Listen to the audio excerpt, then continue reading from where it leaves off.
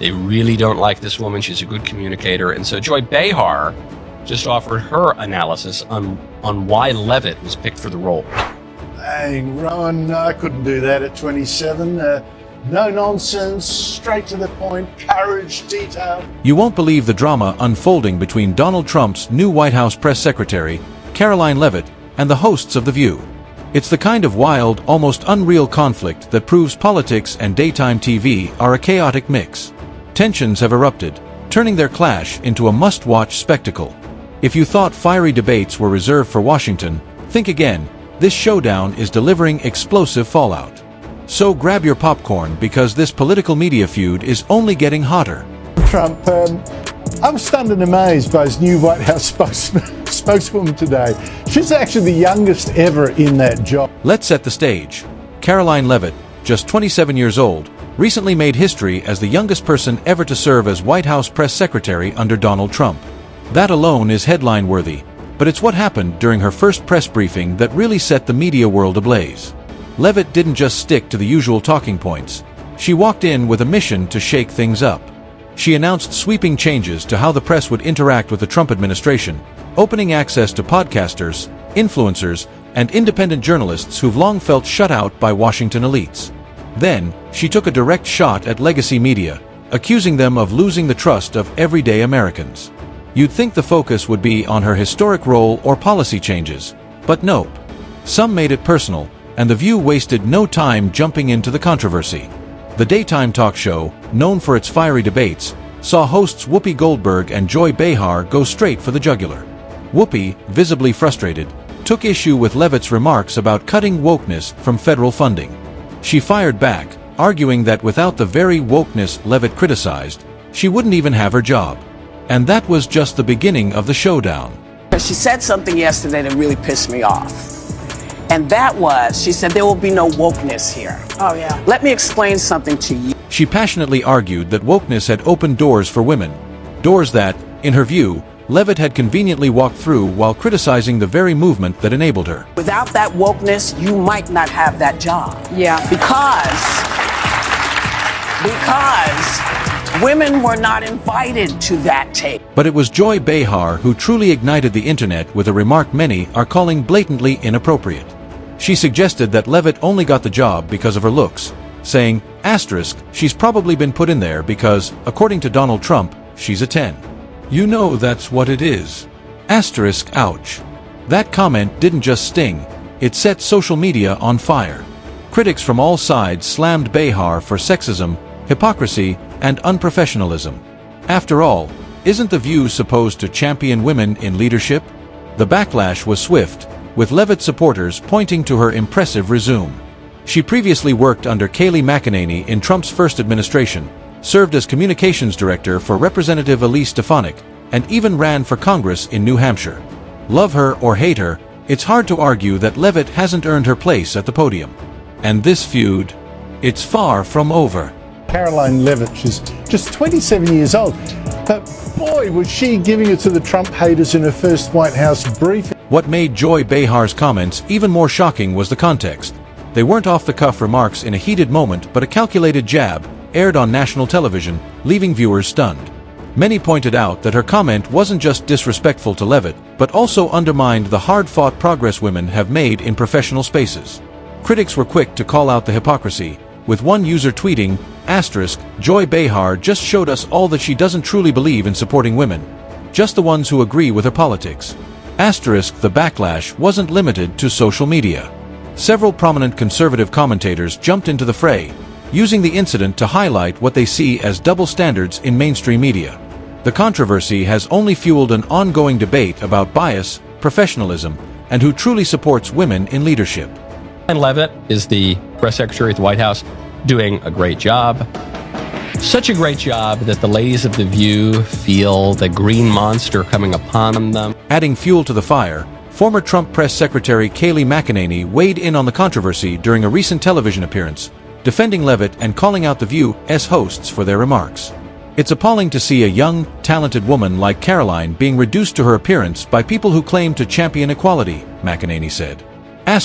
This is exactly why so many Americans distrust the media. They're more interested in tearing down conservatives than engaging in meaningful dialogue. Asterisk her comments quickly went viral, further intensifying the already heated debate. Supporters of Leavitt praised McEnany for stepping up, while critics accused her of using the moment to score political points. Behind the scenes, rumors swirled that ABC executives were not pleased with how the situation was spiraling out of control. According to insiders, network higher-ups reportedly reached out to The View's producers, urging them to address the controversy in a way that wouldn't alienate viewers. There's even speculation that the co-hosts were asked to tone down their rhetoric moving forward. Whether such a directive will have any lasting impact remains unclear. After all, The View thrives on fiery debates and controversial moments, and for better or worse, that's exactly what keeps its audience tuning in. Karoline Leavitt isn't just making headlines, she's also rewriting history. At 27, the New Hampshire native has become the youngest White House press secretary ever. Of course, the drama didn't stop there. Rumors began swirling that the fallout from The View had reached Donald Trump himself. And if there's one thing we know about Trump, it's that he never lets a slight go unanswered. Insiders speculate that Trump is seriously considering pulling the plug on The View entirely, calling it a show that perpetuates bias and disrespects women who don't align with its political views. While canceling an entire program might seem extreme, it wouldn't be the first time Trump has clashed with mainstream media outlets. According to reports, his inner circle is already discussing ways to hit back, potentially by encouraging conservative advertisers to withdraw their support. If true, this could spell major trouble for The View's bottom line. Meanwhile, the controversy has ignited a larger conversation about media bias and double standards. Supporters of Leavitt argue that if a conservative man had made similar remarks about a liberal woman, the outcry would have been deafening. Instead, critics say Behar's comments are being brushed off as just another example of The View's partisan antics. And let's not forget the irony. Whoopi Goldberg slammed Leavitt for her stance on wokeness, yet simultaneously dismissed her accomplishments as somehow illegitimate. Is it truly empowering to tear down another woman based on personal biases? That question has left audiences divided, with some defending The View's hosts and others calling for accountability. One thing's for sure, this feud is far from over.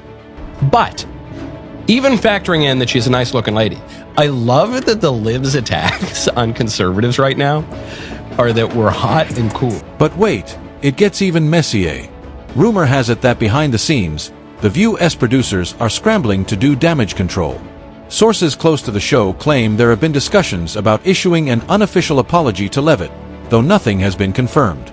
Apparently, the backlash has been so intense that even some of the show's more liberal fans are questioning the host's behavior.